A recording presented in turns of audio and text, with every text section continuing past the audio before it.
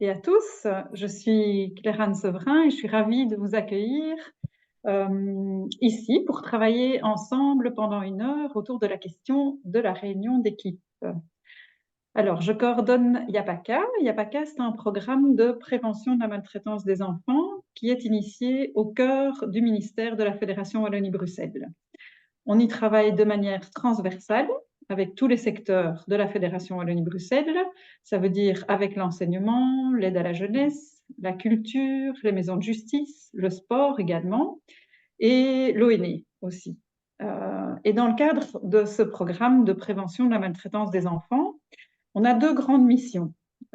Sensibiliser les adultes, les parents, à la question de la maltraitance et à ses enjeux, d'une part, et d'autre part, former les intervenants de tous les secteurs.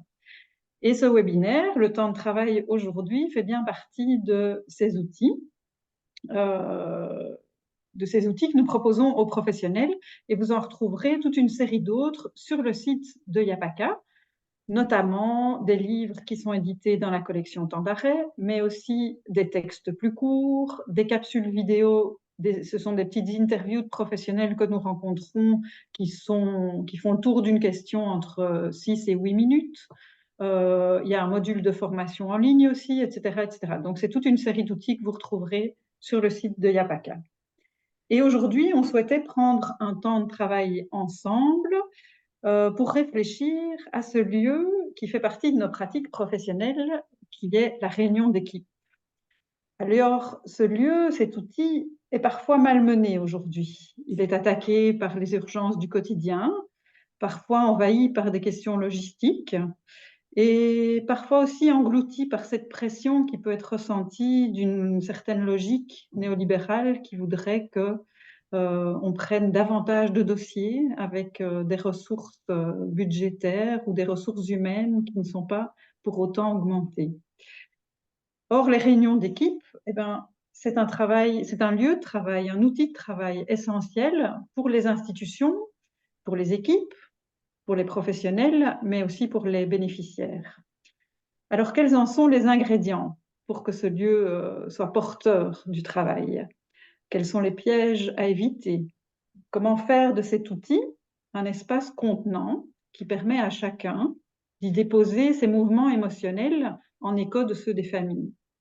Comment orchestrer finalement ce moment de travail collectif pour qu'il permette une mise en mots des émotions que chacun vit, pour qu'il autorise un point suspendu dans l'urgence du quotidien et aussi pour qu'il soit créatif et amène de l'élan dans l'enlisement parfois éprouvé. Alors, je dirais en boutade, il n'y a pas qu'à mettre réunion d'équipe dans le calendrier. Il s'agit sans doute d'en réfléchir les enjeux et les ingrédients à l'œuvre.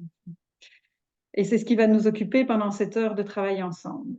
Alors, je dis ensemble parce qu'au-delà de l'aspect un petit peu froid de cet espace, on souhaite vraiment faire circuler l'interactivité entre nous. Alors, pour ce faire, je vous invite à envoyer vos questions, vos suggestions, réflexions, associations dans l'espace Q&R qui se situe dans le bas de vos écrans. Parce qu'en effet, on ne vous voit pas, on ne vous entend pas, les micros et les caméras de chacun sont coupés. Vous voyez actuellement 3 des 6 membres de l'équipe de YAPACA, Laurane Baudelot, Diane Huppert et moi-même, et nous sommes rejointes aujourd'hui par Claire Mersman. Alors, pendant le webinaire, vous ne verrez plus que Claire, mais nous restons bien actifs derrière nos écrans et nous allons lire tout ce que vous allez déposer et envoyer dans l'onglet Q&R, et moi, je m'en ferai le porte-voix auprès de Claire en fin du fil qu'elle va nous proposer. Alors, on est 127 à être connectés dans cet espace. Malheureusement, si vous rencontrez des soucis techniques, on ne sait pas vous aider, mais sachez qu'on enregistre le webinaire et que le podcast sera disponible cet après-midi ou au courant de la journée demain au plus tard. Alors, il me reste à vous présenter Claire Mersman qui a accepté de travailler cette question avec nous aujourd'hui. Claire est psychologue clinicienne, psychothérapeute et formatrice d'intervenants du secteur psychomédico-social. Elle a travaillé de nombreuses années en équipe pluridisciplinaire et en pratique de réseau autour de questions et de situations de maltraitance d'enfants, notamment en maison maternelle ou en équipe SOS Enfants. Alors, elle s'appuie sur chacune de ces rencontres avec les familles et les professionnels des secteurs. Et c'est de cette expérience engrangée qu'elle accompagne aujourd'hui des professionnels et des équipes dans des pratiques complexes autour de parentalité fragilisée et précarisée. Alors, elle prend également la plume et elle est l'auteure notamment de 3 temps d'arrêt. Un qui convoque la question du secret professionnel dans nos pratiques, un autre qui évoque la question prévenir la négligence, et le dernier, la réunion d'équipe, un rituel porteur. Vous trouverez tous ces documents en téléchargement libre sur le site de Yapaka. Comme ça vous permet aussi de reprendre la question des réunions d'équipe avec un écrit si vous le souhaitez. Voilà, Claire, je te laisse le micro et j'aurai ce petit moment de discussion avec toi sur base de ce que chacun aura déposé dans l'onglet QR en fin du fil que tu vas nous proposer. Merci beaucoup de nous aider à réfléchir à cette question aujourd'hui. Voilà, ben moi je remercie le service Yapaka d'avoir eu cette idée un peu saugrenue de me demander de réfléchir sur les réunions d'équipe. Elles sont à la fois au cœur de nos pratiques, mais ça demande que chacun en prenne soin pour trouver le soutien indispensable dans notre travail. Merci aussi d'y réfléchir ensemble aujourd'hui et je vais brosser quelques pistes. Donc la réunion d'équipe fait partie du dispositif des services de l'aide et du soin. C'est même tellement évident qu'on pourrait se demander pourquoi en parler. Mais c'est justement parce que c'est une évidence qu'il est intéressant de s'y arrêter, de la même manière que la réunion d'équipe a pour fonction de nous forcer à nous arrêter dans la course du quotidien. Et contrairement à ce qu'on pourrait croire, ce n'est pas toujours facile de s'arrêter. Les équipes sont traversées de désaccords, de tensions, et c'est normal. On va voir pourquoi. La réunion d'équipe est un organe essentiel à la vitalité d'une équipe. On pourrait même dire que c'est le cœur du service pour garantir l'accompagnement des bénéficiaires et pour que les professionnels supportent la confrontation à l'humain en souffrance. C'est la tenue régulière des réunions dans un climat suffisamment sécure, pour reprendre les mots de Winnicott, qui tisse les liens indispensables entre les membres de l'équipe dans une confiance suffisante. Ça potentialise les ressources, maximise les compétences de chacun pour offrir des réponses ajustées aux familles. Alors, y a-t-il des conditions nécessaires pour que les réunions d'équipe s'organisent et soient porteuses? Au risque d'enfoncer des portes ouvertes, la réunion d'équipe fait partie du dispositif. Chaque travailleur est tenu d'y participer, ça fait partie du travail. De la même façon que les intervenants se mobilisent pour les familles ou les usagers, la réunion d'équipe nous force à nous arrêter pour déposer un émotionnel qui peut être envahissant, débordant. On connaît tous ces moments où on a besoin, à l'issue d'un entretien ou d'une visite, de rentrer dans le secrétariat et de déposer tout le paquet. Partager cette matière vivante et relationnelle que nous avons avec nos bénéficiaires, c'est comme si on traverse un brouillard plus ou moins épais. Les réunions, en nous obligeant à nous asseoir et à cogiter ensemble, nous permettent de prendre du recul, réfléchir et de surtout faire avec la complexité à laquelle les familles nous confrontent. C'est tout un processus individuel et collectif à l'œuvre qui est nécessaire avant de prendre une décision. Et cela, quel que soit le modèle de l'équipe. Alors, il n'y a pas de bonne ou de mauvaise équipe. Il y a beaucoup de théories qui ne cessent d'évoluer avec le temps, des méthodologies qui sont sans cesse remises sur le métier pour s'adapter aux réalités de nos publics. Chaque service a son type d'organisation hiérarchique qui est souvent le résultat de toutes sortes de modèles qui se sont construits au fil du temps. Parfois, on a un peu bricolé avec les expériences du terrain. Il faut avoir beaucoup cherché, rouler sa bosse pour savoir qu'aucune théorie ne nous fournit de modèle idéal, qu'on doit tous se débrouiller comme on peut sur le terrain, mais que les échanges en équipe, les formations, les lectures sont notre nourriture pour garder la tête hors de l'eau et apprendre à nager en eau trouble. Mieux vaut d'ailleurs plusieurs modèles de référence qui fassent débat au sein de l'équipe qu'une référence unique parce que la remise en question fait partie de nos programmes. Alors, la réunion d'équipe, ce sont ces échanges réguliers, le partage, la construction minutieuse qui font l'identité d'une équipe. C'est créer un référentiel commun pour nourrir les liens d'appartenance nécessaires. Un référentiel commun avec tous les membres. Ça soutient les moments difficiles dans le travail. La réunion d'équipe remplit cette double fonction, que l'aide apportée soit adéquate pour les bénéficiaires et que les intervenants soient soutenus dans leur rôle. D'expérience, on sait que les patients nous confrontent aux aléas de leur vie, à des parcours parfois erratiques, à des complexités qui nous sont étrangères, voire inconnues. Celles-ci heurtent nos représentations, nos valeurs. Parfois, elles nous effraient comme des traumas, parce qu'il nous est donné à voir et à vivre des situations de vie très différentes des nôtres. Il y règne de grandes vulnérabilités, des interactions délétères pour les enfants, de la violence, des troubles mentaux, des passages à l'acte, un rapport particulier à la loi. Ces parcours de vie complexes nous bousculent à ce point qu'ils sont de l'ordre de l'impensable et qu'il est inconcevable de s'y atteler tout seul. Nous finirions par nous y perdre, à fonctionner comme les familles ou à mettre tellement de distance dans une attitude défensive que ce ne serait pas adéquat. On serait poussé dans une impasse, on se protégerait un peu comme en écho des usagers.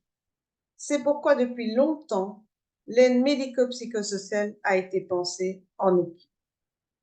Pour assurer les missions du service, il est important que chacun puisse sentir qu'il y a un cadre contenant et sécure, que le cadre institutionnel soit un appui structurant, valable et le même pour tous, que chacun ait un siège confortable, une place reconnue dans le système équipe et qu'il puisse apporter ses compétences, énoncer ses difficultés, mettre en question sa pratique et interroger les collaborations entre collègues en toute sécurité.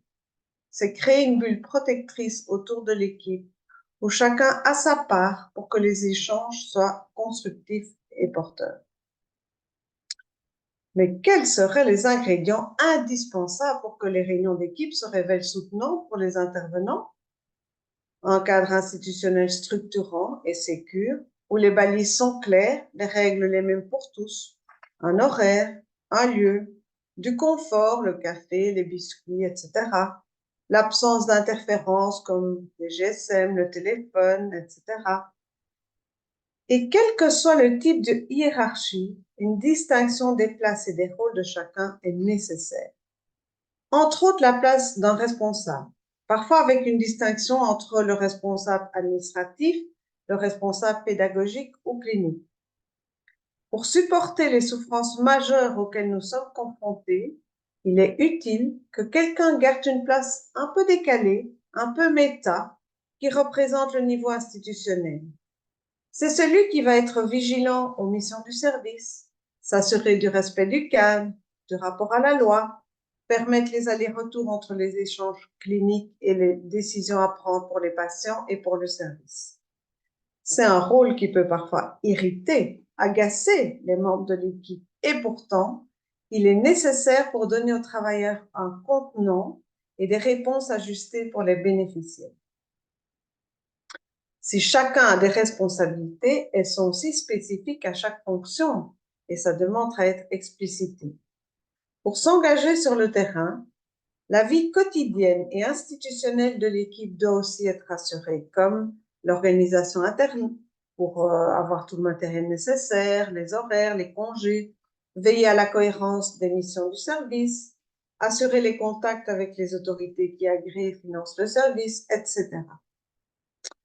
Alors, pour veiller à construire un climat de confiance, c'est là un précieux sésame à entretenir pour pouvoir déposer, les éprouver, accueillir les émotions débordantes, interroger les pratiques, accepter de se décaler même quand on n'est pas tout à fait d'accord. Accepter l'expression des émotions. Je rappelle que le mot émotion vient du mot grec ex-motion. C'est ce qui nous fait bouger vers l'extérieur. Ça part plutôt du ventre ou en tout cas de notre cœur, mais ça nécessite vraiment que ça repasse par la pensée. Et donc, s'il y a cette expression des émotions, on va veiller à ne pas s'y enliser pour ouvrir sur des processus d'élaboration complexes, faire la place à l'échange constructif et à la créativité du groupe. La présence bienveillante et le soutien des collègues va nous aider à supporter tous les détours que nous font faire les usagers, sans le vouloir, et qui nous laissent parfois un peu perdus au bord de la route. La possibilité de revenir sur une situation ou de remettre le débat à la réunion suivante parce que c'était trop houleux, ou parce que la situation entre-temps s'est modifiée, ou parce que d'autres questions ont émergé, qu'un collègue ou une discipline était absent. Chaque équipe construit au fil du temps ces conditions nécessaires et favorables aux échanges. Il arrive qu'on perde de vue certains aspects et un malaise peut s'installer. C'est la vigilance de chacun qui aidera à percevoir ce qui est en train de manquer ou de déraper. Alors, la réunion d'équipe, c'est un temps d'arrêt. C'est un espace-temps auquel chacun est partie prenante parce qu'il amène des situations de sa pratique. On s'expose à sa fragilité. Et puis aussi pour écouter ses collègues, se proposer comme soutien. Parfois, arrêter le temps, c'est déjà compliqué, parce qu'il y a beaucoup de situations, il y a une urgence. Il existe toutes sortes de pressions, qu'elles soient liées à la quantité de travail, les exigences administratives, mais c'est aussi la pression liée à la complexité ou à la gravité des situations qui nous poussent en avant. Pourtant, la meilleure garantie d'un travail ajusté pour les familles et où le travailleur ne s'abîme pas ou ne prend pas de risques inconsidérés, c'est que le contenant équipe joue son rôle en exigeant ces moments d'arrêt. La réunion d'équipe exige la présence de tous, le respect de l'horaire, pas d'absence bidon ou ces absences qui relèvent de l'évitement.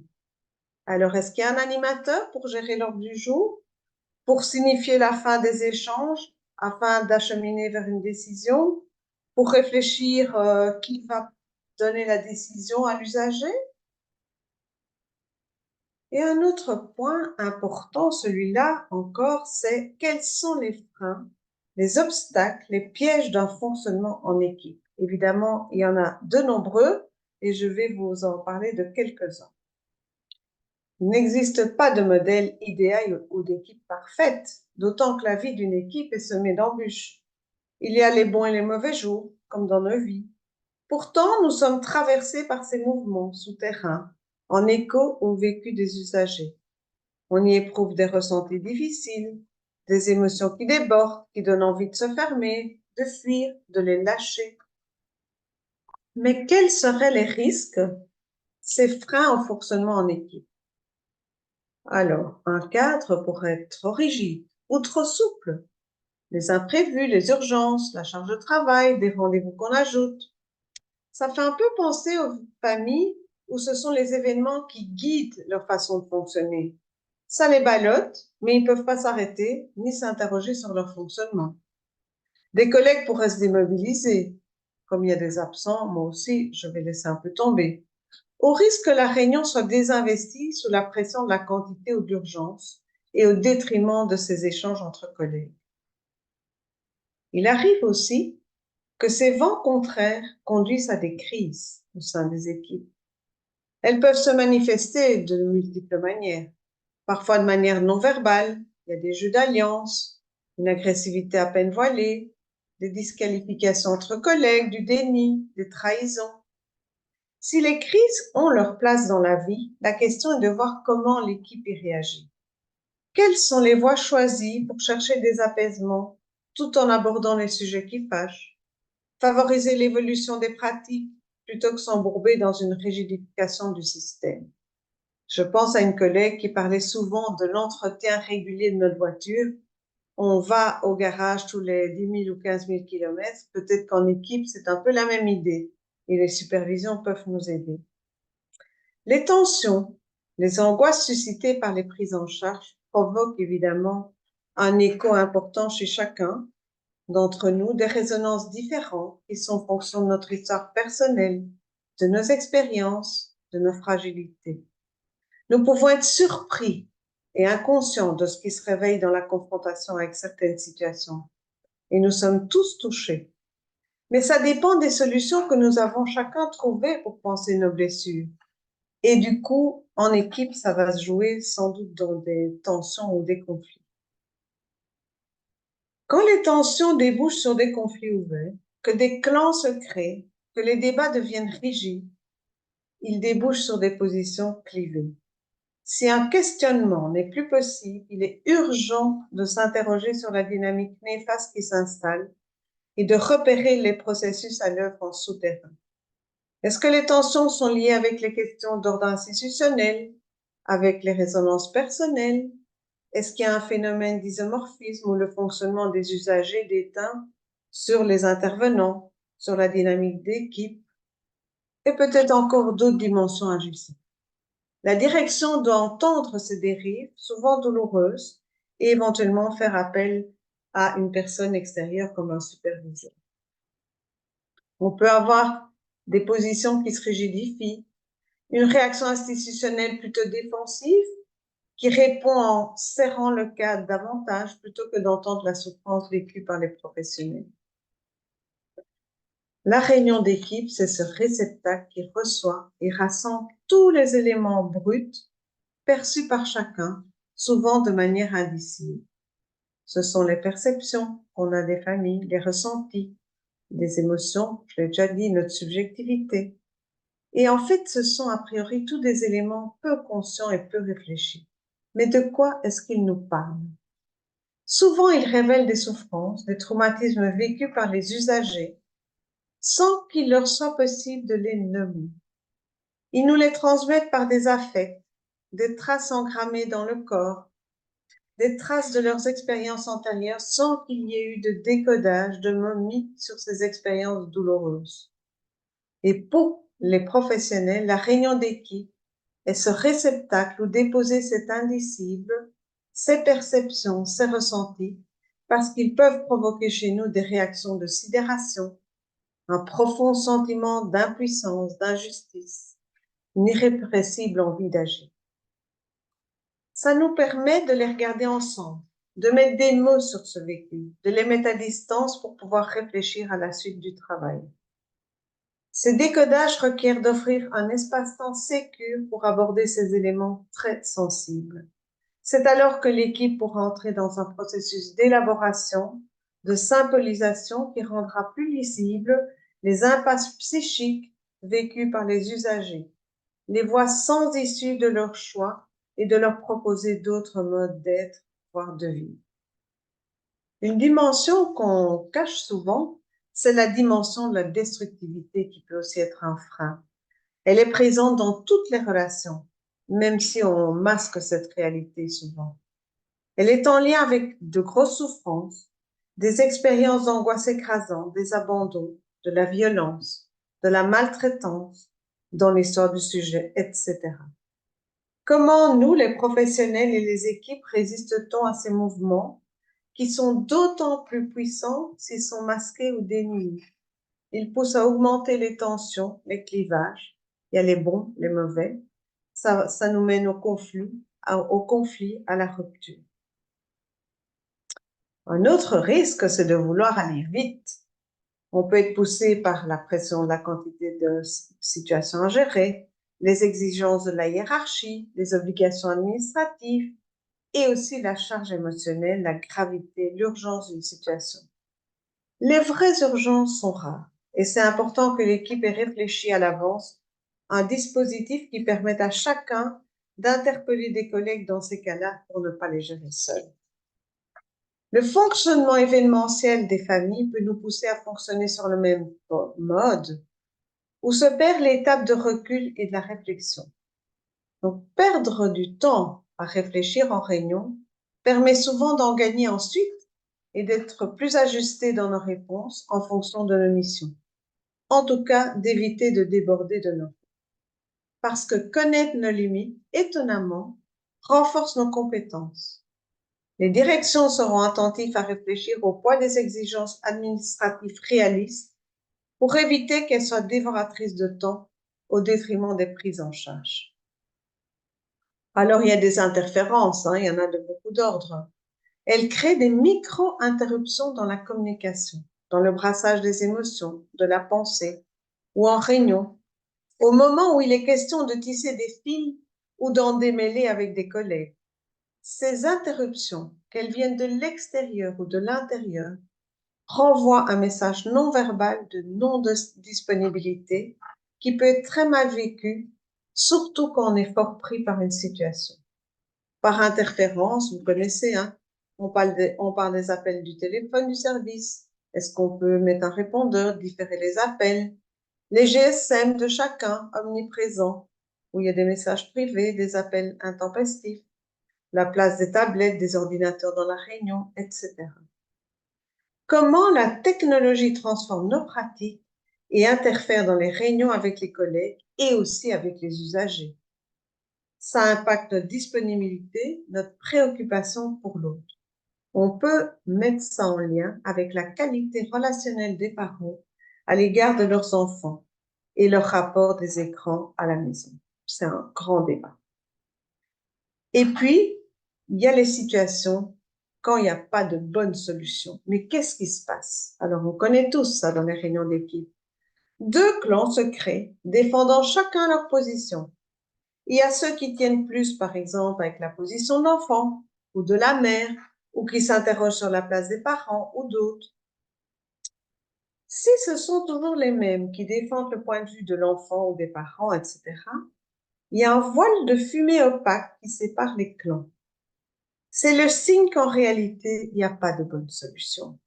Ça révèle que nous sommes face à une situation qui relève de l'éthique.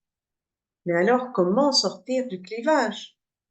Jean-Philippe Longnot, philosophe, propose d'imaginer, et c'est difficile, une troisième voie, une troisième solution.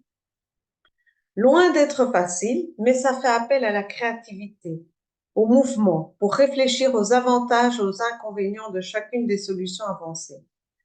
Cette mise en perspective aide à se désidentifier des positions de chaque membre de la famille en regardant l'ensemble de la dynamique familiale avec ses difficultés et ses atouts, et peut favoriser de prendre une décision plus nuancée, mais elle ne sera jamais tout à fait satisfaisante. Sans doute, cela nous invite-t-il à beaucoup d'humilité dans notre travail. Et puis, dans les réunions d'équipe, vous le savez, il y a des situations dont on parle très souvent. Mais non, on va parler de chaque situation. Parce que souvent, on privilégie de parler de ce qui nous déborde, des personnes qui nous mettent en difficulté. Et dans toutes les expériences de réunion ou de supervision ou en réseau, on a tendance à amener les situations les plus problématiques parce qu'elles sont complexes, mais aussi parce que c'est nous qui sommes en difficulté. Et pourtant, chaque situation, chaque personne suivie est en droit de recevoir notre attention. Mais c'est difficile de veiller à cet équilibre. Alors, on sait aujourd'hui que les personnes qui fonctionnent à bas bruit ont souvent souffert des troubles de l'attachement précoce. Cela leur donne une moins bonne confiance en soi dans les autres. Ils n'ont pas de modèle d'aide dans leur tête et donc ils ont du mal à énoncer une demande. Ils nous disent, mais qui êtes-vous pour nous proposer de m'aider, alors que mes parents se sont si peu ou si mal occupés de moi? Moi, je ne peux pas croire qu'un étranger s'intéresse à moi. D'ailleurs, j'ai peur qu'il m'abandonne dès que j'aurai accepté. Ce sont parfois les enfants du fond de la classe, les usagers qui posent le moins de problèmes, ceux qui ratent les rendez-vous, qui gardent porte close. Ils sont au moins autant en difficulté que ceux qui revendiquent et qui provoquent. Que ce soit l'une ou l'autre modalité, elle révèle les séquelles des troubles de l'attachement. c'est toujours à comprendre comme une tentative défensive pour éviter de tomber dans les affres de l'angoisse sous-jacente qui a été vécue à répétition depuis l'enfance. Quand on veut parler d'une situation, notre question serait, mais qu'est-ce qui m'énerve le plus comme intervenant? Ou pourquoi je suis si en difficulté? Alors, un autre aspect important dans nos réunions, c'est la présence de la pluridisciplinarité. La pluridisciplinarité inscrit d'emblée la différenciation au sein de l'équipe. Il y a les disciplines présentes, les rôles différents, la subjectivité de chacun, nos expériences professionnelles ou personnelles. C'est en fait le reflet de la vie et de la complexité des relations. Elle a pour fonction de croiser des regards pour appréhender la complexité des situations. Ce n'est pas une addition d'avis différents, mais un patient tressage qui prend compte de la complexité, qui enrichit le débat, qui met en mouvement les ressources présentes au sein de l'équipe, qui crée du jeu et ouvre sur un processus collectif de créativité. Au fil de ces partages, l'absence d'une discipline sera ressentie comme un appauvrissement, montrant par là comment chaque membre de l'équipe est habité par cette pluridisciplinarité et qu'elle s'avère indispensable. Cela se révèle aussi dans les prises en charge, où l'intervenant, seul avec la famille ou à deux, est habité par le regard de ses collègues, même en entretien. Il a l'équipe dans sa tête. En cas de difficulté, ça va aider à se sentir moins seul, à penser plus large, à anticiper sur les questions que les collègues poseront en réunion. Cela pousse à toujours solliciter ces échanges collectifs parce qu'il en connaît la richesse. Alors, une question importante encore, c'est la question de l'isomorphisme, donc le risque de fonctionner en miroir des usagers. Chaque personne transportant avec elle son sac à dos, c'est-à-dire les modes relationnels de son histoire familiale, les traces de ses expériences parfois douloureuses. Et l'intervenant va entrer en contact avec ces dimensions dans l'implicite, dans le non-verbal. C'est une danse relationnelle avec l'usager, spécifique, propre à la présence de ces deux êtres humains qui entrent en résonance. C'est via, je l'ai déjà dit, les éprouvés, les ressentis, les émotions qui le submergent, que le professionnel connecte la souffrance de l'usager. Il peut se sentir entraîné dans des fonctionnements qui lui sont inconnus. Ils sont de l'ordre de la répétition des modèles relationnels anciens, au risque de faire un peu du même, au mieux de produire du non-changement et au pire d'amplifier les dysfonctionnements où les systèmes défensifs de chacun vibreraient en écho l'un de l'autre. On pourrait comparer l'isomorphisme à un effet miroir. Le dysfonctionnement peut émerger de manière inconsciente chez un membre de l'équipe, mais toute une équipe peut aussi être entraînée dans des modes de fonctionnement inadéquats. C'est souvent en relation avec le type de pathologie traitée par l'équipe. Et cela mène aux mêmes impasses que celles des bénéficiaires. Heureusement, les réunions d'équipe, le travail en réseau, les supervisions vont pointer ces mouvements émotionnels qui traversent les équipes et identifier ces symptômes qui révèlent quelque chose de la souffrance du bénéficiaire. Le sentiment d'impuissance, par exemple, le surinvestissement ou le rejet, l'agressivité, le sentiment que je suis manipulé, de n'être qu'un objet, on risque de se décourager et d'abandonner la situation. On avait un superviseur qui nous disait, il faut toujours tomber dans la soupe et ensuite, on va pouvoir déposer, analyser, réfléchir, faire les liens avec la situation. En fait, il faut tomber dans la soupe pour sentir ce qui se passe et puis à un moment donné, faire ce décalage qui est un moment clé et un tournant décisif dans la relation avec le bénéficiaire. Parce que c'est l'occasion d'ouvrir de nouvelles expériences relationnelles pour se dégager des impasses multiples où l'un ou l'autre, d'ailleurs, usagers intervenants, se sont englués à leur insu. Alors, je voudrais aussi encore aborder un petit point qui passe souvent inaperçu. C'est tous les rituels dans l'équipe, la place de l'informel. Je m'en voudrais de ne pas parler de la riche alchimie des relations en équipe. S'il existe toute cette complexité au sein des réunions, n'oublions pas ce qui circule en souterrain, lié à nos vies, nos subjectivités, tout ce qui est de l'ordre de l'irrationnel, de l'affectif et qui nous échappe. Vous les connaissez, ces moments d'échange, où se mélangent des choses du domaine professionnel et privé, les petits tracas du quotidien, un enfant malade, une contrariété personnelle. Ça se passe dans les couloirs, autour de la machine à café, quand on mange son pique-nique, on fait un trajet ensemble. On y passe du sérieux au plaisir. Alors, bienvenue les équipes où on peut se raconter une blague, avoir une touche d'humour, rire ensemble. On passe du travail à une certaine détente. Ce sont dans ces interstices que s'échangent des choses d'une grande banalité. Et pourtant, elles ont une fonction importante. Se sentir proche, renforcer les liens d'appartenance, le sentiment de faire équipe ensemble. Ces moments informels offrent un sentiment de sécurité qui sera bien utile lorsque les tensions émergeront et que les débats deviendront houleux. S'ils sont supprimés, les travailleurs sentiront un manque, un malaise, une perte de sens, les liens s'amenuiseront, au risque de laisser chacun dans une grande solitude et une difficulté de s'appuyer sur les autres pour assurer la complexité du travail. Donc, pour terminer, je peux vous proposer des réunions d'équipe, se former, lire, des supervisions. Donc, faire équipe, ce n'est pas seulement gérer des situations, c'est se construire une identité commune, des référents qui nourrissent la pensée et la cohésion de l'équipe.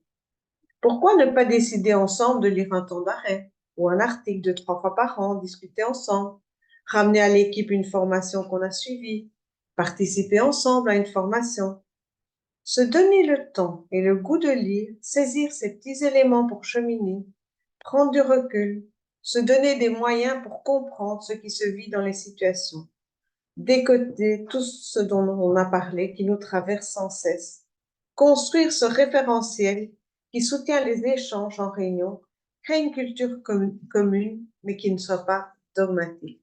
Voilà, je vous remercie. Merci beaucoup, Claire. Merci d'avoir rassemblé tous ces éléments euh, porteurs et essentiels à la réunion d'équipe en éclairant plein de petites cases pour nous aider justement à penser quel cadre mettre en place, quels sont les ingrédients, les interférences, etc. Euh, Évidemment, tu t'en doutes, ça fait naître Quelques questions. des questions, des réactions, des demandes d'approfondir l'un ou l'autre point. Alors, je vais les reprendre en essayant de te les transmettre au mieux. Il y a un participant qui demande comment reprendre ou comment recevoir une émotion qui peut être très intense de la part d'un collègue dans une réunion d'équipe sans, alors il note, sans retarder la réunion d'équipe pour tout le monde. Et quel est le moyen, quelles sont les méthodes que tu pourrais souligner pour travailler cette question? Ah, mais c'est tout un travail. En tout cas, je me dis, les émotions sont légitimes. Et c'est vrai qu'on a souvent cette espèce de pression dans la réunion, faut avancer, faut avancer. Euh, et en même temps, il faut pouvoir laisser un peu d'espace. Et quand je dis espace, c'est presque un espace physique pour que la personne puisse, voilà, déposer cette émotion intense. Peut-être aussi, c'est de voir si ça déborde trop, s'il n'y a pas un autre moment qui sera important, peut-être plus avec une personne pour faire un premier décodage. Parce que c'est vrai que les moments dans le couloir, là, entre deux, avec un collègue qui passe et qu'on harponne pour pouvoir Mhm. déposer à chaud. Je trouve que déposer à chaud avec l'un ou l'autre en dehors de la réunion d'équipe est déjà aidant. Parce qu'on va arriver alors à la réunion d'équipe avec déjà un tout petit peu de recul.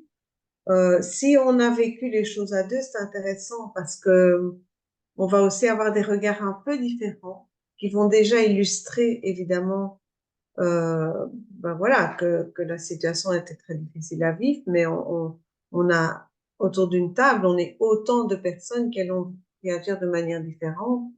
En tout cas, c'est sans doute euh, de ne pas couper non plus la Mhm. personne. C'est vraiment une alchimie très difficile, je trouve, entre accueillir ça, ne pas lui donner toute la place, mais quand même en faire quelque chose ou reprendre ça à un autre moment. J'ai pas une méthode toute faite pour répondre à ça. Non, mais peut-être tu peux aussi, enfin, ou en tout cas, moi, ça me fait penser à ce que tu as souligné, c'est que les réunions d'équipe, elles sont faites aussi de temps différents. Euh, et donc, il y a quelque chose de l'émotion et puis quelque chose qu'on va co-créer ensemble et puis quelque chose qui va se décider. Enfin, voilà, il y a quand même différentes étapes dans une réunion d'équipe. Oui, oui, ça c'est important de le souligner, hein. C'est un peu comme si on construit la lasagne en plusieurs étages, hein. Donc Oui. on a Mhm. d'abord ben, le dépôt de cette émotion, de ce parfois de ressenti étrange qui nous traverse. Et donc voilà, ça circule dans l'équipe, il y a déjà des réactions des collègues, et puis on met en route plus la dimension on pourrait dire, de décodage et de réflexion. Et c'est là qu'un animateur ou un responsable de réunion d'équipe ou pédagogique est important parce qu'à un moment donné, il faut aussi un peu arrêter le mouvement du brainstorming. Si Mhm. le brainstorming est très utile en première intention, à un moment donné, c'est intéressant que quelqu'un puisse ramasser les différents fils. Alors, comme je l'ai dit, il n'y a jamais de bonne solution, hein, c'est pour ça que c'est si compliqué. Et puis, à un moment donné, c'est quand même de dire, OK, mais on va devoir décider.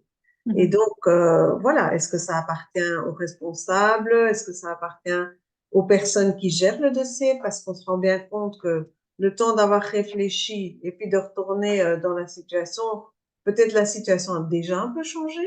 Donc Mhm. ça, je trouve que ce qui est demandé aux intervenants, c'est énormément de souplesse, hein.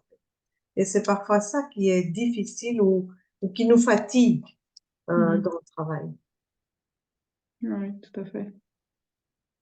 Euh, je voudrais attraper une autre question qui revient sous différentes formes. Euh, donc, tu as bien souligné la réunion d'équipe fait référentiel commun euh, ou essaye d'installer une culture commune, euh, même s'il y a de la différenciation, etc. Mais comment faire ou comment penser quand les membres d'une équipe ont une représentation différente de, euh, de ce que doit être la réunion d'équipe et ont des divergences d'implication du coup dans cette même réunion d'équipe. Est-ce qu'on doit d'abord créer un point de vue partagé, commun, co-construit sur ce qu'est une réunion d'équipe? Et alors j'attrape une autre question qui vient sans doute se greffer à celle-là. Qu'est-ce qu'on fait quand il y a un turnover dans les équipes? Et donc il faut raccrocher chaque fois de nouveaux membres à ce point de vue partagé ou à cette philosophie ou à cette construction qu'on a fait à un moment donné euh, quand on faisait équipe avec telle et telle personne et puis que d'autres doivent partir, d'autres arrivent, etc. Donc il y a plein de sous-questions, mais ça, je pense que ça travaille les dynamiques au cœur d'une équipe. Oui, tout à fait. Alors, certainement qu'il y a des représentations différentes sur ce qu'est une réunion d'équipe et des attentes différentes. Et Mhm. ça peut varier d'une personne à l'autre, mais d'un moment à l'autre. Parce que si j'ai une grosse situation, j'ai vraiment très, très envie que je puisse la présenter. Est-ce que c'est le bon moment? Est-ce que c'est le bon lieu? Il y a toutes sortes de réunions différentes aussi. Et donc, de nouveau, comment on clarifie ces choses-là au niveau institutionnel?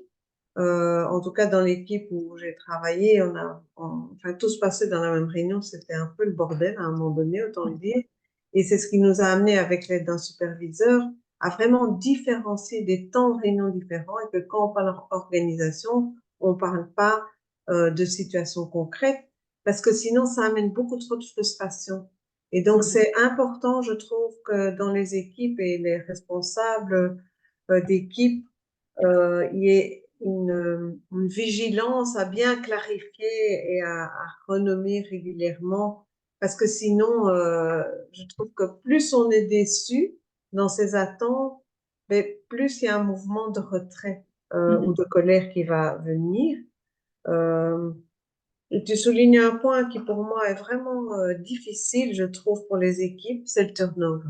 Ouais. Mhm. Aujourd'hui, voilà, sans doute que, ben, parce que ce sont des situations, quand je dis effraction psychique, je dis bien qu'il y a des situations qui peuvent être vraiment un peu de l'ordre d'un trauma chez les professionnels, surtout quand on est jeune, on démarre dans la profession, on ne mesure pas avec quoi on travaille. On va travailler. Moi, je sais bien que chaque fois que j'ai changé de boulot et que voilà, en maison maternelle et puis en équipe SOS enfants, au secours, des formations, s'il vous plaît, des supervisions. Enfin, c'est un monde impensable. C'est un monde qu'on ne connaît pas et qui nous blesse, qui nous fait mal.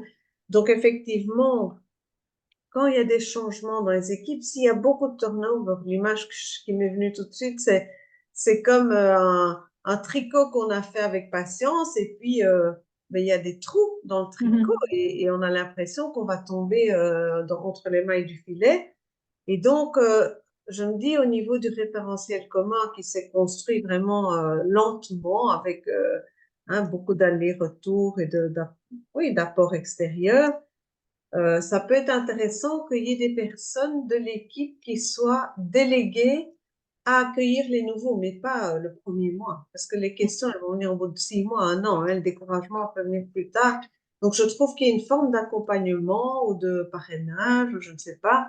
Je sais que au sein des équipes SOS, je pense que ça a été réfléchi pour finalement regrouper, même entre équipes, des parrainages qui peuvent être intéressants, mais un peu comme si, ben, quand vous devez faire une course à pied, vous devez rattraper l'entraînement.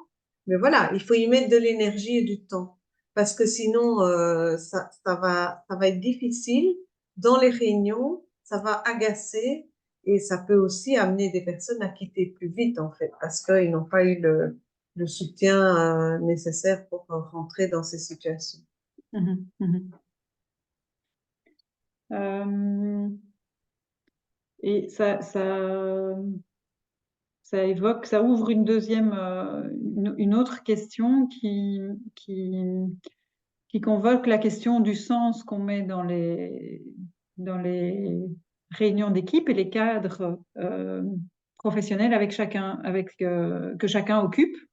C'est-à-dire, Oui, par exemple, quelqu'un qui souligne que euh, comment fait-on quand la direction parle de chiffres et est sur une dimension plus financière finalement, alors que le service et peut-être l'ensemble de l'équipe, là, est en souffrance parce qu'on demande questionner le sens humain du travail, sa qualité.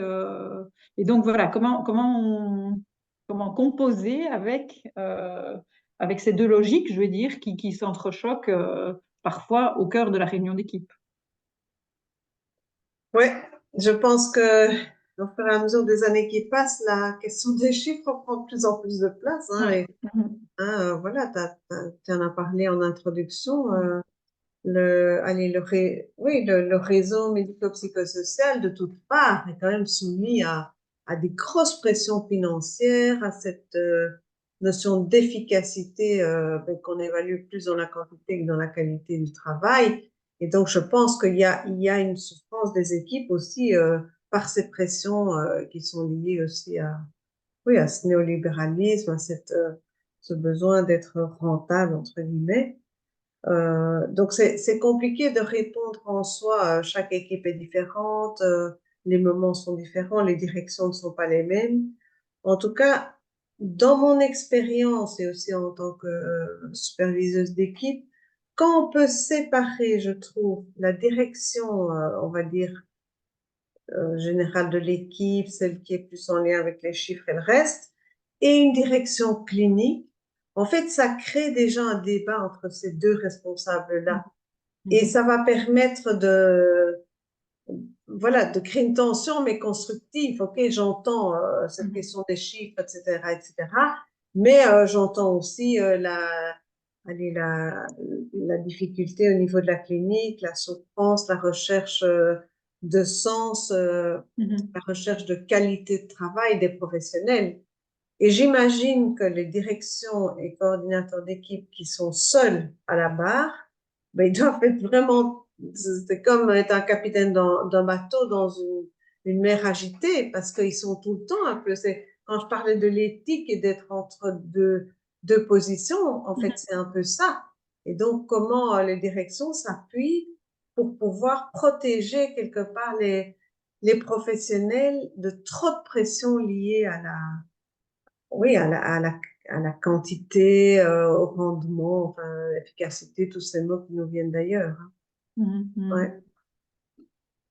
Et donc, en suivant ce fil, en différenciant et en donnant des places à des directions différentes qui s'occupent de pôles différents, j'ai envie d'attraper la question liée au rôle d'une supervision clinique dans l'équipe.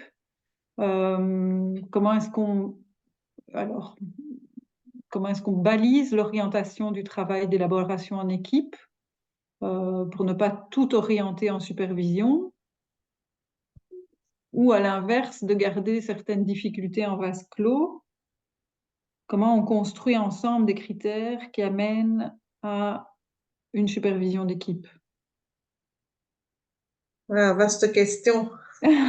Déjà, de façon générale, allez, on voit que ce soit certaines équipes ou certains superviseurs qui vont plus prendre les questions du côté, on pourrait dire, du fil organisationnel, hein, sur la structure du service, et d'autres qui vont prendre plus le fil du côté clinique des situations, où on pourrait penser aussi que les deux peuvent être conjugués. Ça, c'est vraiment, je pense que c'est à la fois la réflexion des membres de l'équipe et du responsable, mais aussi des superviseurs auxquels ils s'adressent. Mhm. Euh, voilà, moi, dans mon expérience, en tout cas, je trouve que de prendre les choses en partant de la clinique ou du pédagogique, c'est toujours intéressant parce que c'est là que se trouve le mishmash émotionnel, etc., les tensions entre les personnes, etc. Et moi, souvent, je dis, bon, le risque, c'est que ça devienne des conflits interpersonnels. Donc, moi, je refuse de penser conflits interpersonnels entre membres d'une équipe. Je parle plutôt. Alors, il y a le dessous de la table, ben ça, c'est un peu nos trucs personnels, nos résonances, etc., etc., nos façons d'être qui sont différentes. Mais nous, on va rester au-dessus de la table, ça veut dire dans le champ professionnel, mais en mettant toujours la situation au centre. Ça veut dire, qu'est-ce qui, dans cette famille, dans la relation entre les enfants et les parents, ou dans un groupe d'enfants, me met en difficulté ou nous met en difficulté, et d'attraper la question de ce côté-là. Mhm. Prendre les choses du côté du conflit interpersonnel, ça va pas nous mener très loin parce que c'est tout à fait normal qu'on soit différent.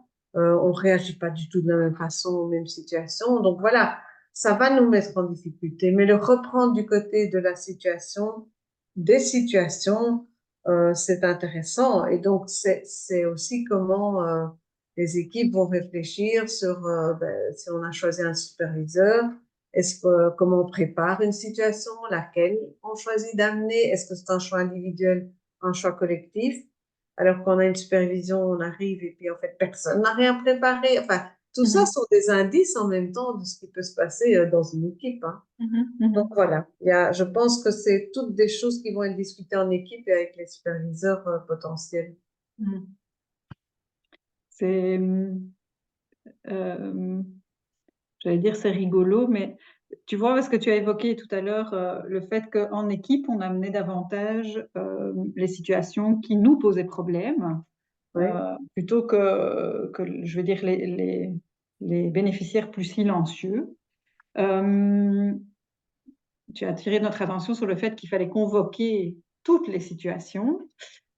Et ici, il y a un participant ou une participante qui dépose que, justement, à contrario de ce qu'on vient d'évoquer, son équipe est plutôt stable, avec des réunions qui semblent plutôt contenantes, pardon, avec une communication assez facile entre les membres de l'équipe, mais alors avec ce sentiment justement que il y a un certain relâchement, une démobilisation, que tout le monde se conforte dans cette aisance, et qu'alors on ne s'attarde plus comme avant pour éclaircir des situations, qu'il y a un relâchement dans la réflexion. Enfin voilà, je trouvais que c'était intéressant aussi d'avoir cette double vision de ce qui peut occuper une équipe.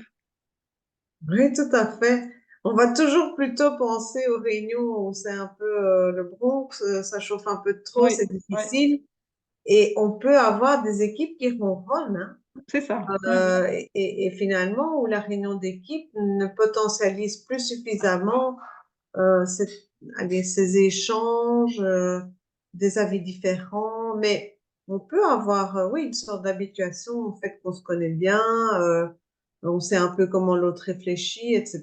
Donc, comment est-ce qu'on peut rester actif et dynamique pour Mhm.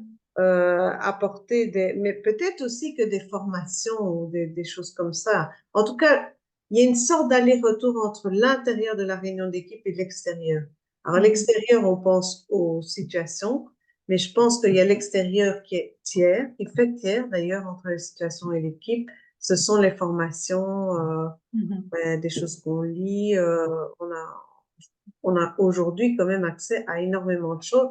Alors, on ne doit pas se perdre hein, dans Internet et les compagnies. Mhm. C'est comment alors on va élaborer, travailler autour des questions pour rendre plus vivant. C'est vrai, c'est comme une matière vivante, hein, il faut la rendre vivante.